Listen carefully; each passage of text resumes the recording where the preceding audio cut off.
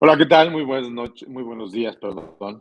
Les doy la más cordial bienvenida a este su programa de Antropía Empresarial, un programa que, como ustedes saben, ha sido auspiciado por el Centro de Estudios de Alta Dirección y en su comunidad Frecuencia CAR. De hecho, el día de hoy vamos a ver un tema que deriva de un programa que ya había yo desarrollado hace algunos 8 meses más o menos, que se llamaba, se llamó Replantear el Internet.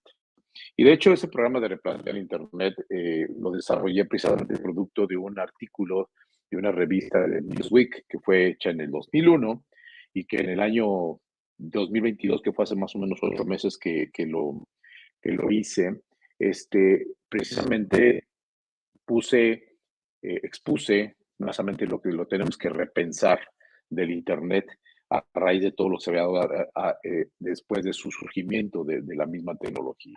Entonces, el día de hoy, vamos a ver esta misma repensar, pero ahora lo que trato yo de destacar es que no solo es necesario o va a ser suficiente repensar lo que ha pasado durante todos estos años, sino lo que tenemos que replantear en perspectiva de lo que tenemos actualmente y lo que se puede venir, ¿no?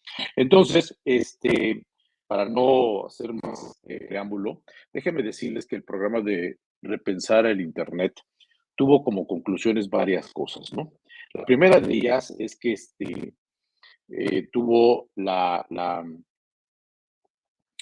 como conclusión de que el Internet desde que apareció, pues obviamente tuvo un cambio drástico. Eso fue una de las conclusiones que tuvimos, es que había un cambio drástico, porque obviamente penetró, cambió, modificó los estilos de vida, las economías, los aspectos sociales, las estructuras políticas, incluso gubernamentales. Sin embargo, también tenemos que el Internet tuvo a manera de conclusión su capacidad de penetración, que fue una tecnología que fue ganando terreno de manera exponencial.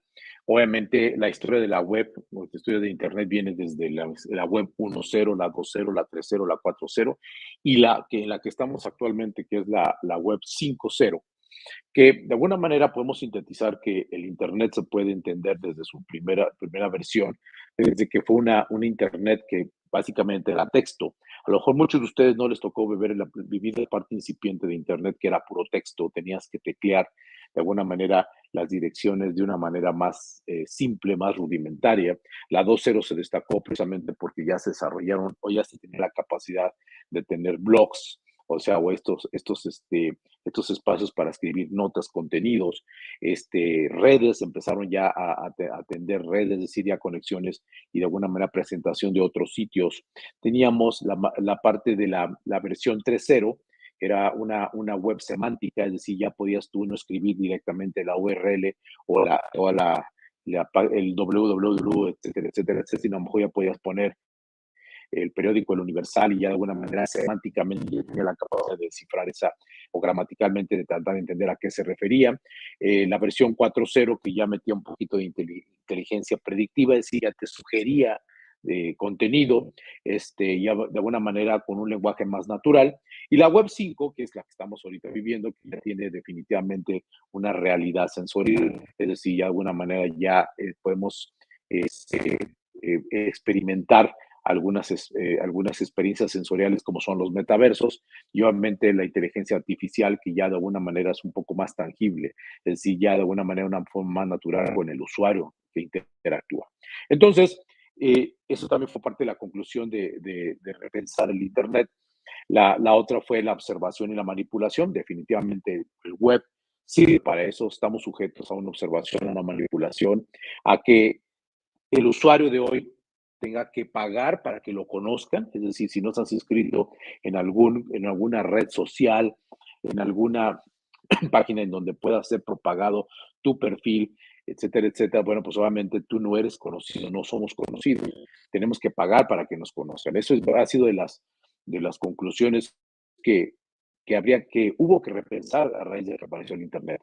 Otra más es precisamente que tenemos con el Internet, pues tenemos controles, manipulaciones, estudia nuestros patrones de conducta, los algoritmos de Internet son obviamente los demonios que toda la vida están escuchando, husmeando, viendo cuál es nuestro perfil, cuál es nuestra conducta, cuáles son nuestras preferencias para de alguna manera estudiarnos.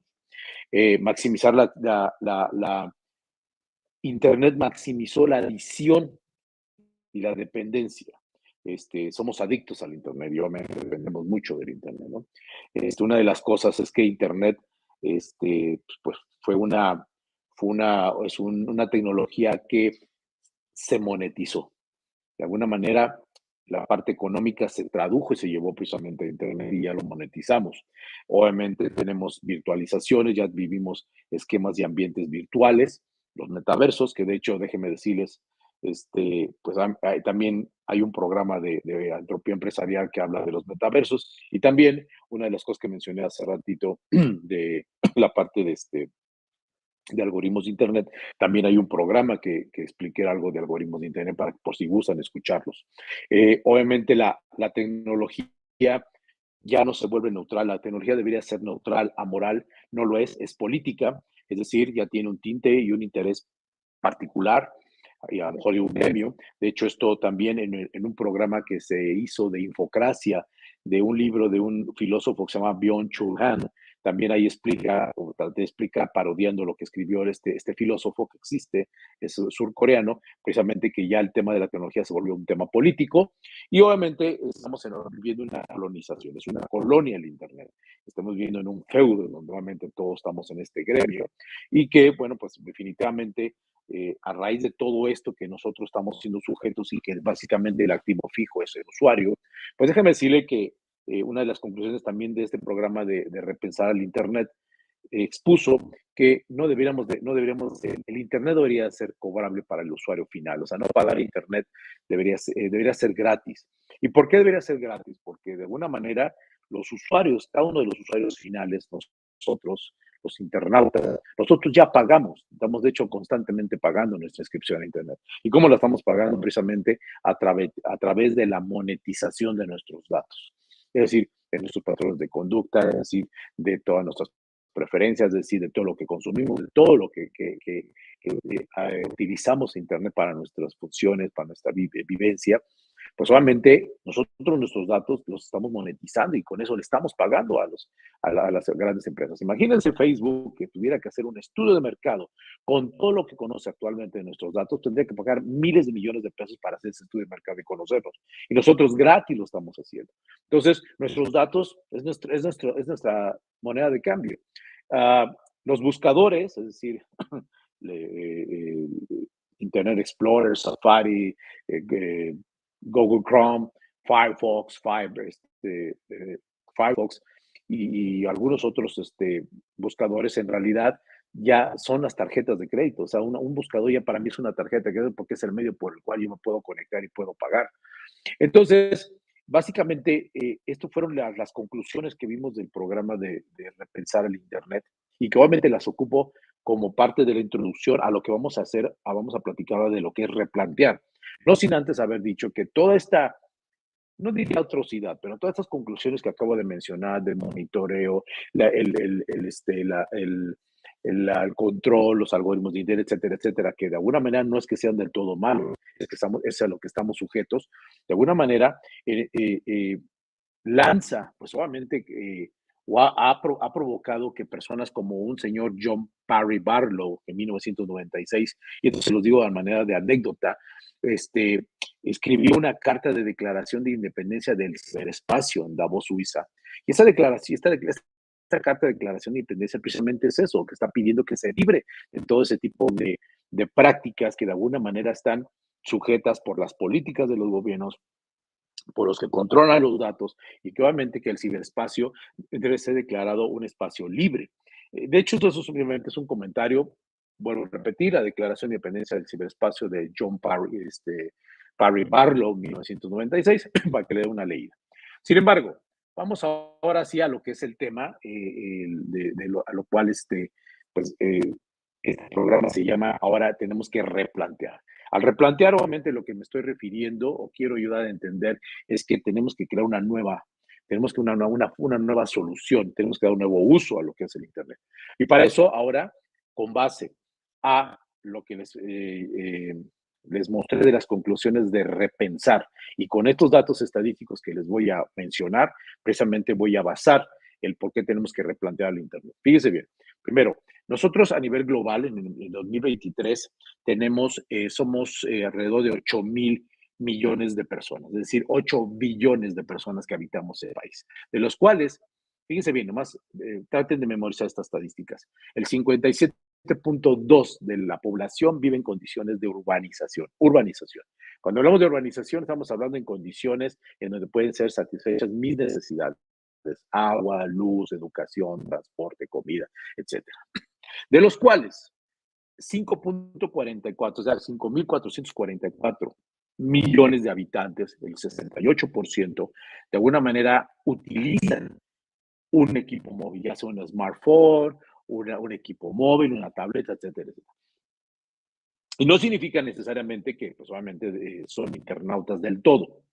Los internautas que están declarados o que están calculados es el 64%, es decir, 5,160 millones de personas que actualmente son internautas en Internet. Y ese es un número muy importante que tiene que memorizarse, porque la última estadística que les voy a decir es que de estos 5,160, es decir, de este 64% de la población que hoy vive aquí en el planeta, pues obviamente baja a 59,4%, que son aquellos usuarios que son internautas, pero que también tienen una participación en redes sociales, es decir, que viven en comunidades, o sea, que de alguna manera comparten sus datos.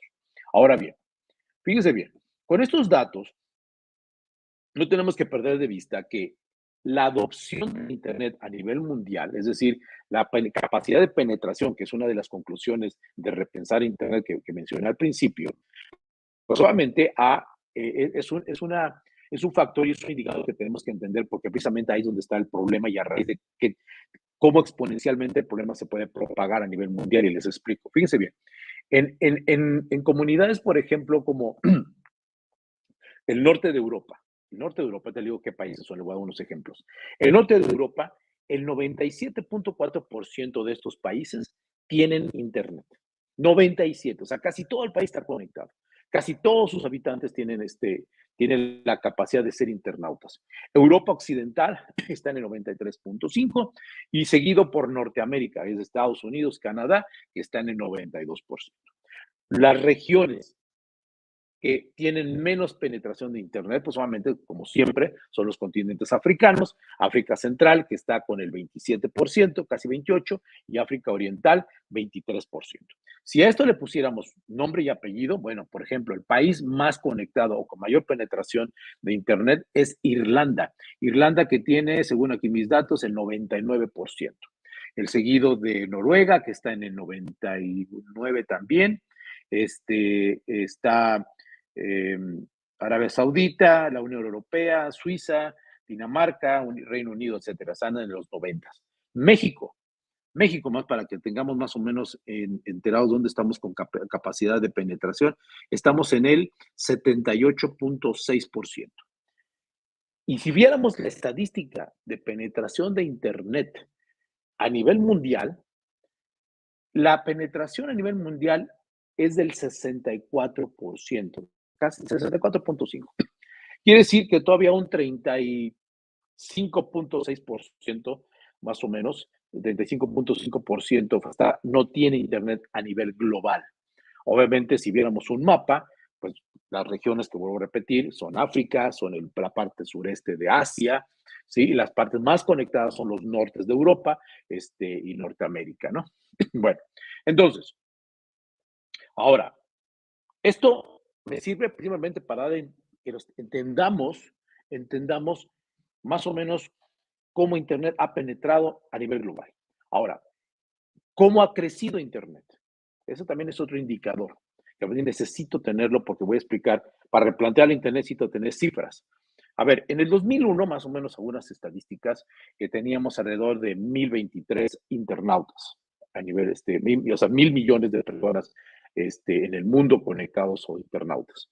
En el 2023, bueno, lo acabo de decir, eran 5,160 millones de habitantes. Es decir, hemos venido creciendo desde el 2001 hasta el 2023 a razón del 4, o sea, hemos crecido en una razón de 400%.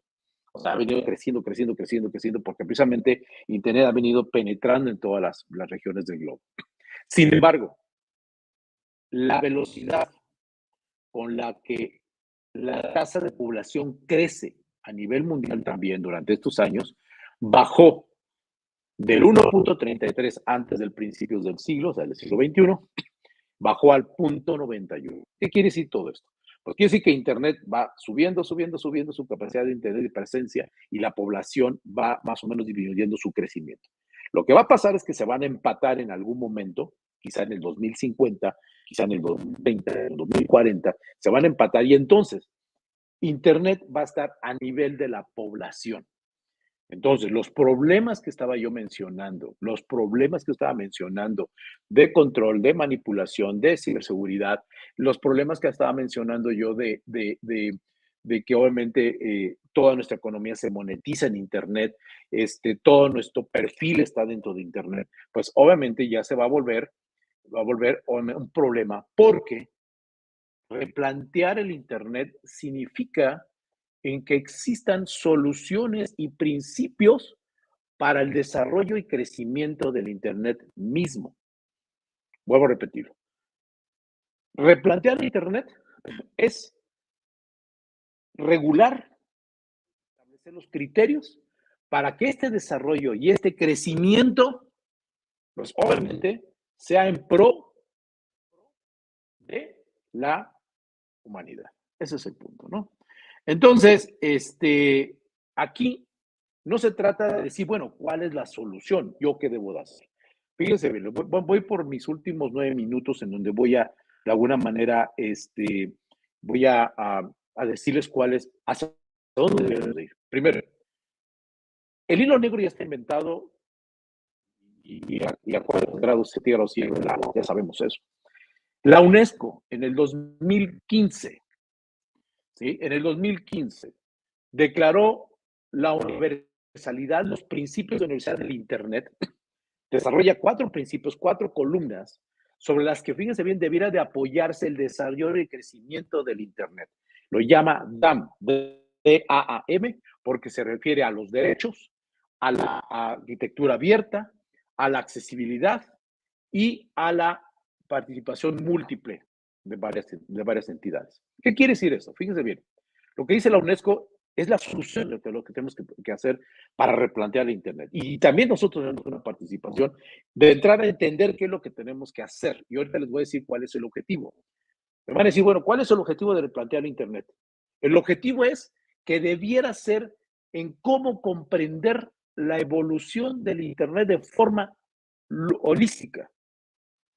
Es decir, la mejor forma de entender cómo se evoluciona. La tecnología de Internet no va a parar. De hecho, se los acabo de decir, está creciendo de 2001 hasta el 2023, ha crecido en más de 400%. La capacidad de, obviamente, de penetración de Internet en los países está ahorita al 64%, y obviamente en el 2030 o 2050 estará quizá a la par de la población. Es decir, va a haber países en donde todos estén alrededor de los 99%, 98%.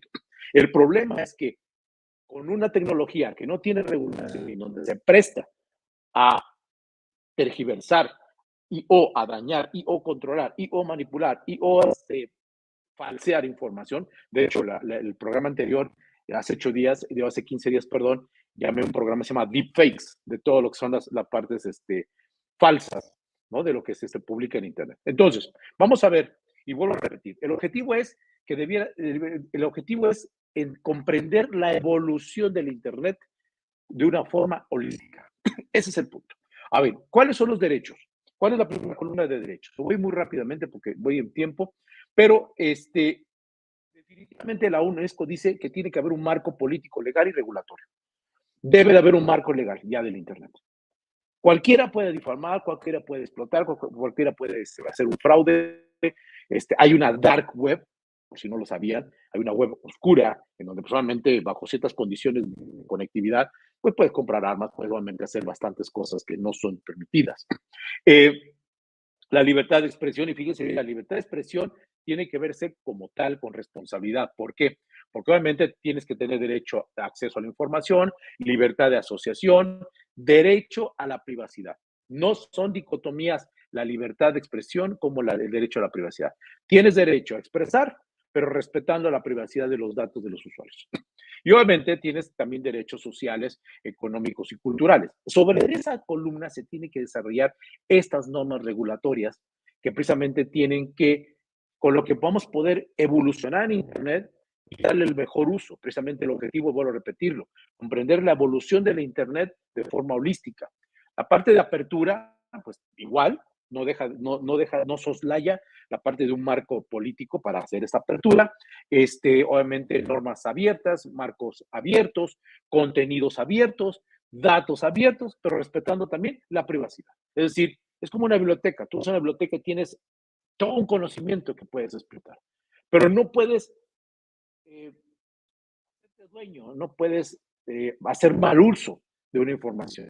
Ese es el punto, ¿no? La privacidad se ha vuelto el activo más importante dentro de Internet. Si viéramos la otra columna que declara la UNESCO, que es la accesibilidad para todo, es decir, cuáles son las prácticas que tenemos que desarrollar para que la gente tenga accesibilidad a esto, bueno, pues obviamente siempre bajo un marco político, legal y regulatorio, en donde haya conectividad de uso, donde haya asequibilidad. Obviamente, esto refuerza lo que dije hace ratito. Número uno, que el Internet debe ser gratis, porque nosotros ya estamos pagando con nuestros datos. Nuestros datos son nuestra moneda de cambio. Y segunda, obviamente, que el 64.4% de la población mundial que no tiene Internet, pues obviamente tenemos que hacerlo asequible para todas las poblaciones y hacer proyectos de progreso. Acuérdense que las doctrinas sociales tienen tres principios: paz, respeto, desarrollo y progreso. Entonces, la educación pues tiene que ser precisamente para estos fines, para desarrollar y educar a todos los pueblos, ¿no? Entonces, un acceso equitativo, bajo esta misma columna de accesibilidad, contenidos en lengua locales y capacidades y competencias tenemos que desarrollar. Sobre eso tenemos que pensar Internet. Pero si ahora lo vamos en la última columna, que es la de participación de múltiples actores, siempre preserva el marco político, legal y regulatorio, sin duda alguna. La gobernanza nacional de Internet, eso es importante, pero también la gobernanza internacional y regional del Internet, bajo marco regulatorio. Es decir, la conclusión que es, la conclusión dice que tenemos que regular el Internet bajo estos principios de accesibilidad, de participación, de derecho y apertura. Ahora, si estas cuatro columnas que ya desarrolló la UNESCO las cruzamos de manera transversal con otros indicadores, esos indicadores deben de ir esa universalidad tiene que ir en cruce con indicadores como los que les voy a decir ahorita, que son de género, de niños y niñas, es decir, cómo afecta el Internet, cómo vamos a beneficiar a la infancia, al desarrollo sostenible, a la confianza y la seguridad. Seguridad, fíjense bien, algo que no existe en Internet, y que obviamente la seguridad es muy cara implementarla, y aspectos legales y éticos de Internet. O sea, las cuatro columnas de la UNESCO: derecho, apertura, accesibilidad y participación, contra indicadores de sostenibilidad infantil, hacen precisamente el replanteamiento del Internet. Espero me esté explicando. Voy cerrando por mis últimos comentarios. Y de hecho, hay otros indicadores que también son muy importantes, que es los indicadores demográficos. Lo que acabo de decir, el problema de Internet, si no hay una regulación, no va en función de la población, va en función de su capacidad de penetración en el globo terráqueo. Entonces, cuando todas las naciones en algún punto ya tengan Internet, el problema se va a exponer, va a ser exponencial el crecimiento, no va en función de la población. ¿Por qué? Porque hay un problema que no tiene regulación, que es esa tecnología. Entonces, los indicadores demográficos son importantes porque solamente tenemos que ir viviendo con todas las generaciones que vienen. Otro indicador es de desarrollo. El Internet tiene que ser para desarrollar una nación, una doctrina social que acabo de decir, la educación misma. Indicadores de igualdad, y no solo me refiero de igualdad de género, sino incluso de igualdad de clases sociales, desde la gente más necesitada hasta la gente más pudiente. Indicadores de gobernanza, esos deben ser los principales. Tenemos que saber a qué nos podemos a qué nos podemos acreditar si incurrimos en una sanción dentro de Internet.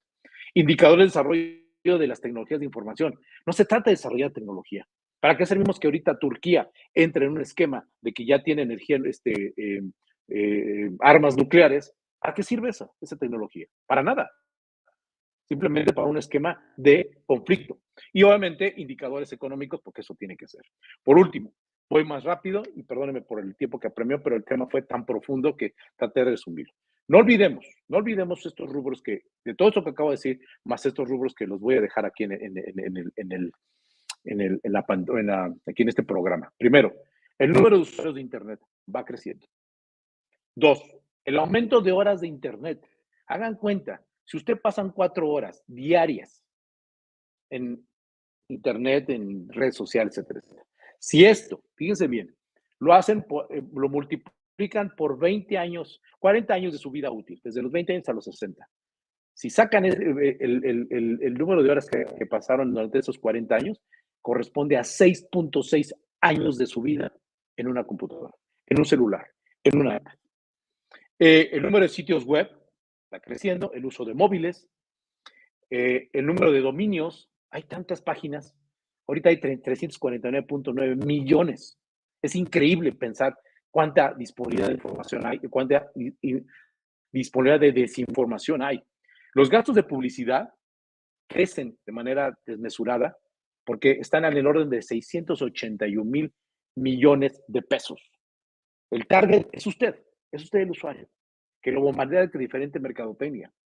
Los blogs deberían de ser para educación, para asuntos lúdicos. Google procesa 8.5 millones de consultas diarias. Y finalmente, las ventas por comercio electrónico en nuestra vida nos ha cambiado. Señores, hasta aquí el programa. Espero que les haya servido de algo este planteamiento y que hayamos entendido que tenemos que regular el Internet en virtud de su evolución, que esta tecnología no va a parar. Muchas gracias. Hasta aquí el programa. Nos vemos la siguiente semana. Dios bendiga a este país. Hasta luego. Buenos días.